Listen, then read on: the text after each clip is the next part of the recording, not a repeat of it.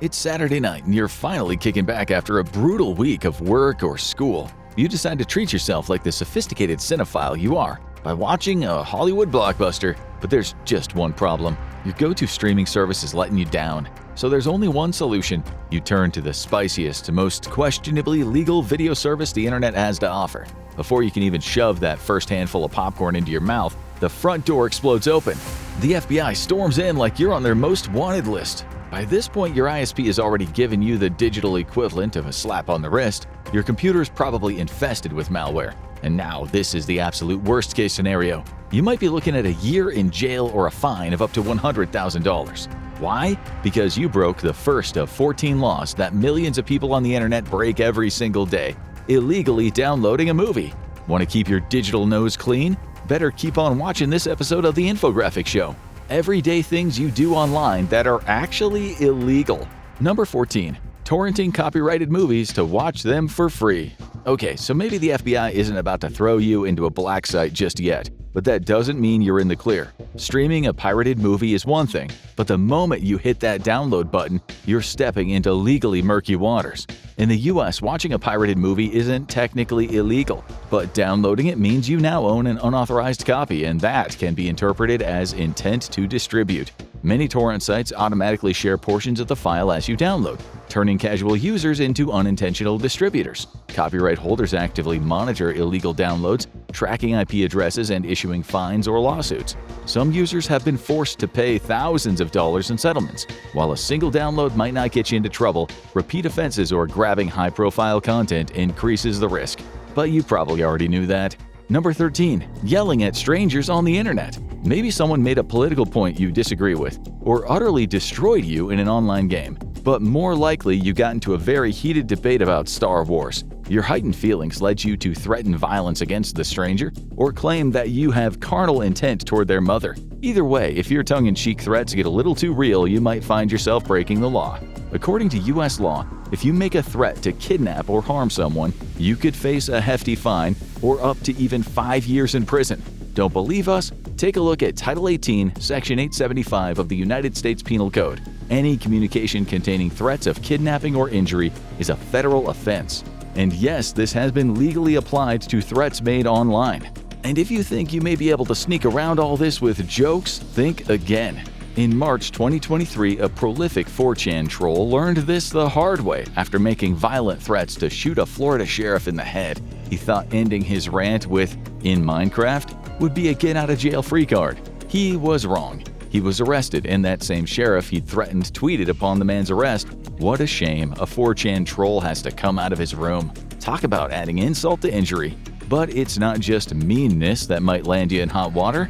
Number 12. Using copyrighted images. Did you know that making a meme might technically be breaking the law? And we're not even talking about countries like China, where implying a connection between Xi Jinping and a certain honey-loving crop top enthusiast will get you in serious trouble. If you use copyrighted material without permission, and your use isn't considered sufficiently transformative enough to count as fair use, you might find yourself on the wrong end of a DMCA takedown. So we're sorry to any YouTubers in the audience who heard about that and shuddered. You are unlikely to face any severe legal consequences for doing this unless you're a truly insane level of repeat offender or you start making big money off of it. But if you are doing this, the law is on the side of the copyright holder. And if there is one thing we all know on this platform, it is mess with copyright holders and they will mess with your income hard. Hey, speaking of messing with people's income. Number 11. Bypassing paywalls. Believe us, we think paywalls suck. Nothing kills the momentum of researching a killer infographics episode faster than clicking on a promising source only to be greeted by a giant "subscribe to read more" button. Every time it happens, we lose just a little bit of hope for the future. And we bet you feel the same, especially after being clickbaited by an enticing article headline. You might even be tempted to download an extension or a free online software that lets you bypass those annoying paywalls, and that's where you get yourself in trouble. The Digital Millennium Copyright Act, that is what DMCA stands for, by the way, just in case you wanted to give a name to that demon, states that it's forbidden to sneak past paywalls for copyrighted materials. It's yet another thing that constitutes copyright infringement. And we are kinda having trouble finding something that doesn't constitute copyright infringement. But hey, at least, unlike our next example, it won't get the IRS on your tail. Number 10. Online merchant tax evasion. In the 21st century, a hellscape of inflation and subscription costs, everyone's gotta have a side hustle if they want to make ends meet. Maybe you make a little extra cheddar from selling things on online merchant sites like eBay, Gumtree, Craigslist, and Facebook Marketplace. Respect, go get that bag. There's nothing wrong with being a successful merchant on one of those sites, unless you are not declaring the income to the IRS. If you've maybe only sold one or two things, it's not going to attract an IRS agent's terrifying attention. But if you are raking in hundreds or even thousands flipping your unused stuff on the reg, Uncle Sam wants his cut. And if you're not kicking back the right percentage, you just leveled up to certifiable tax cheat. And trust us, the IRS is way scarier than any lowballing eBay buyer. But everyone knows you shouldn't try to hide your money from big government. That's how they got Capone. The fact that this next one is a crime might surprise you. Number 9. Recording people's voices without consent. YouTube is always creating new kinds of content as technology and audience demands shift, and sometimes that content can satisfy our often underserved sense of justice. We're of course talking about scam hunters, the people who turn exposing phone scammers into a full-blown YouTube career.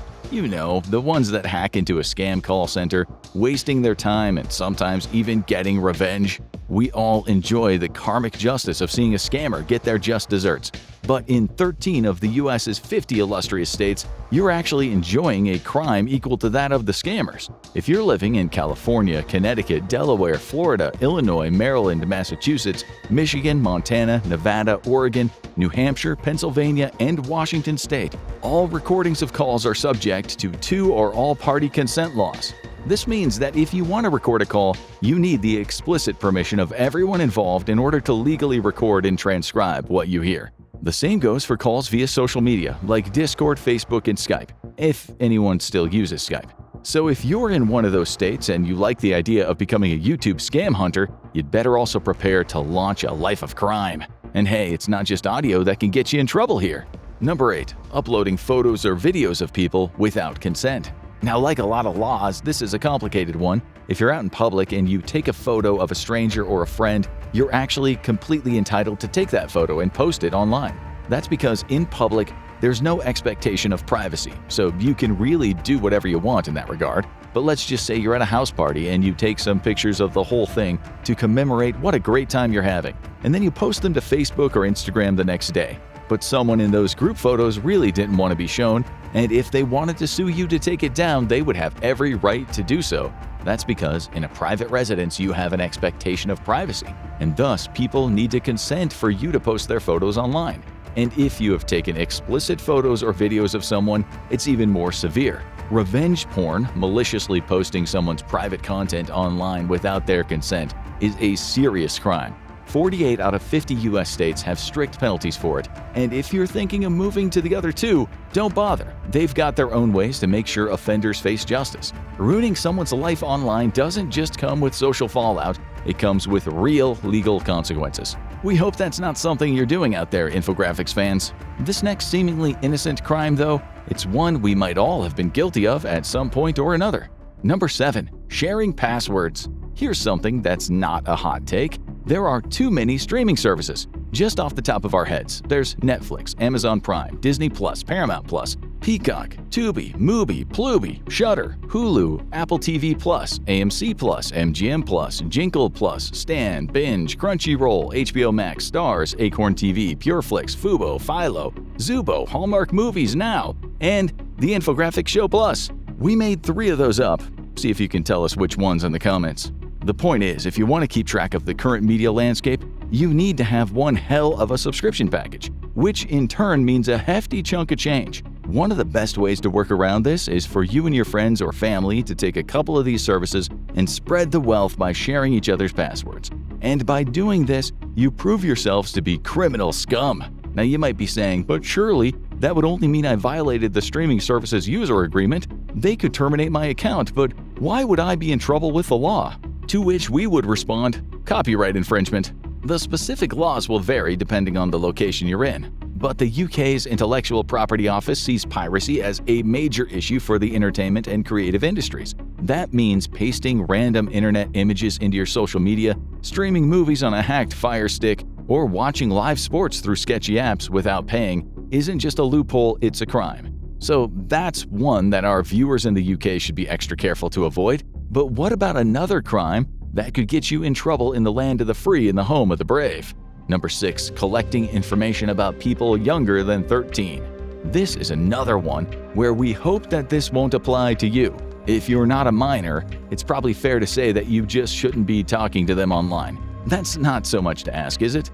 But if for some reason that does apply to your life, you are stepping into a legal minefield. The same goes for anyone running a website or a service that collects customer data through surveys. Again, if that applies to you, sound off in the comments. We are honestly just curious about whether or not you exist. If you are collecting information about people younger than 13 years of age online, and you don't have the written legal permission of their parent or guardian, you're violating the Children's Online Protection Act. And that's something you really don't want on your rap sheet, because it'll result in people giving you some seriously judgmental looks if they find out. And this leads us to another crime you might have committed online lately. Number 5. Looking for certain search terms. Okay, we need to be careful here, so bear with us. Here at the Infographics Show, we cover some pretty dark and sometimes even illicit subject matter, everything from war crimes to the activities of drug cartels to even the murky depths of the deep and dark webs. More on that later. And because of that, let's just say our writers and fact-checkers have some very questionable search histories. And that in and of itself can put you in some pretty dangerous territory. Even here on the surface web, certain searches for illicit or illegal material, physical or digital, could land you in hot water. While search engines will generally do whatever they can to stop users from accessing illegal material through their service, sometimes things do slip through the net. If you find yourself wandering into one of the internet's many bad neighborhoods, these search engines will collaborate with law enforcement to see justice is done. Before you accuse us of making accusations, don't worry, we're not saying you are the kind of shady individual who actually goes looking for this stuff. But let's be honest, as a fan of the Infographics Show, it's safe to say you've also probably got a curious nature. So just be careful what you're searching for out there, folks. Because even if you don't end up on the wrong end of the law, you may also end up seeing something you really wish you could cut out of your memories. Just saying. Hey, speaking of places where you can see things you can't unsee. Number 4. Purchasing illicit services on the deep web. Okay, we might be stretching the definition of everyday things here, but we've done so many well-performing episodes on the deep and dark webs at this point, it's hard to believe that at least some of you haven't taken the plunge, downloaded a Tor browser, and gone deep web surfing. Here's a quick semantic thing we want to cover so people in the comments don't yell at us. While they're related, the deep and dark webs aren't completely interchangeable. The deep web just refers to all of the websites that aren't indexed through regular search engines and need to be accessed via an onion router. Most of these websites, statistically, are completely harmless. For journalists and whistleblowers trapped under oppressive regimes, these hidden platforms provide a lifeline. They're a way to expose corruption and share critical information without the constant fear of imprisonment or worse. The dark web, on the other hand, refers to the specific portion of the deep web where you can observe and purchase illegal materials. We know what immediately comes to your mind: snuff films, red rooms, human trafficking, and kidnapping rings. But the reality is often a lot more mundane. Blackmail and extortion, illegal commerce of drugs and weapons, lots and lots and lots and lots of identity theft for cash, and a whole lot worse. While this portion of the deep web is specifically designed to make these illegal transactions as secret and secure as possible, but it's not a foolproof system. No matter how careful you are, the dark web is full of scams that will suck out your Bitcoin and leave you with nothing. After all, what are you going to do? Call up the Better Business Bureau and tell them you never got those Uzis and that meth you ordered? It's also full of undercover feds and police honey traps. It's easy to think you're buying an illegal product or service only to realize that you just bought yourself 20 to life in a maximum security prison. Though honestly, it's hard to feel sorry for you if you were really buying criminal goods on the dark web. This next crime, however, is one that is downright ridiculous. Number 3. Downloading YouTube videos. Okay, this is another scenario that actually feels feasible for an internet average Joe. If you're watching this, it's safe to say you probably spend a lot of time on YouTube, right? This might not even be the first of our videos you've watched today. And if you know what's good for you, it better not be the last either. But maybe where you live has sketchy Wi-Fi, or you don't get data on your phone. You're going on a long road trip and you want to make sure you're not deprived of that sweet, sweet infographics goodness for even a second. Who could blame you? We make excellent content. Perhaps this love of our videos might even prompt you to download some so you can enjoy it without Wi-Fi whenever you please. And for this terrible crime, we hope you suffer the maximum penalty of the law. Didn't expect that curveball, huh? It's against YouTube's terms of service to download the videos without explicit permission from the video creator, which is why if you want to rip off a YouTube video, you need to use a third-party service to do it. And if you are a repeat offender, and even more so if you share the content online again, you might be running afoul of our old friend copyright law. The Digital Millennium Copyright Act strikes again. Like a lot of technical breaches found on this list, you are not going to end up in a cell for breaching this. At the very least, you'll get a cease and desist, and at the very worst circumstances, you might end up needing to pay the copyright holder after a lawsuit. Our next crime, however, can get you in some real trouble. Number 2. Using a fake name. Welcome to the wonderful and whimsical world of identity fraud. It goes without saying, making a fake ID is illegal. Whether it's for minors buying beer for a clandestine rager or trying to fool business and law enforcement into thinking you're someone else. But what about online? We exist in a complex world of usernames and aliases, and there's a good chance the account you're watching this video on right now isn't your actual first and last name. Pretending you're someone else on the internet is kind of a legal gray area, but that doesn't mean you can't get into trouble if you color outside of the lines. The many clauses of the Computer Fraud and Abuse Act are designed to put legal limits on how much you can misrepresent yourself online, especially if you're pretending to be a real person. Originally designed to crack down on online fraud, this law could land you in serious trouble if you cross the line from anonymity to full-blown impersonation. Of course, there is some wiggle room around this for all of the parody accounts, but in these cases, you need to somehow make it obvious that you are a parody account and not attempting to be a real thing. If you end up getting sued by the person you're lampooning, whether you did enough to show that you're a parody account will be down to the judge. And if things have progressed that far, well, you're already probably in pretty deep water. And depending on where you live, you might also be in danger if you're spreading certain rumors on the internet too. The First Amendment right to free speech in the US is a pretty big defensive umbrella when it comes to things you can say online. If you are found to be knowingly spreading lies that could be argued to damage a person or a company's reputation, you might run afoul of libel laws too. And yes, this is yet another time where adding "in Minecraft" at the end will probably not save you. But not even this can compare to just how ridiculous this next law is. Number 1. Using other people's Wi-Fi without permission. We know what you're thinking. What? How can that be a crime? The internet is the Wild West. If someone leaves their Wi-Fi unsecured and I scrape a little extra connection off the top, that's their own fault. The authors of the Computer Fraud and Abuse Act we mentioned earlier would be inclined to disagree, and they're the ones writing the laws. It may be a law that we've all broken at one point or another, like taking McDonald's Wi-Fi by saying your first name is Dees and your last name is Nuts, or giving your old boss's email as your own. Just because it's frequently broken doesn't mean it's not a law. Just because Wi-Fi isn't tangible doesn't mean stealing it when it's unguarded isn't technically theft either. There's even a specific name for it: piggybacking. And Wi-Fi piggybacking isn't exactly a victimless crime either. Every device signed onto a network spreads the bandwidth thinner, meaning that your Wi-Fi piracy is tangibly making the network owner's Wi-Fi experience worse. And if you have an unguarded network and suspect that someone is stealing your Wi-Fi, you can even easily find out by checking for alien IPs connected to your network's client list. So don't do the Wi-Fi crime if you can't do the Wi-Fi time, folks. How many of these online crimes have you accidentally committed? Did we miss any sneaky illegal activities that people do every day? Drop your confessions in the comments. We promise we won't call the cops. Probably. Now check out even more illegal things you didn't know you do every day, or watch this instead.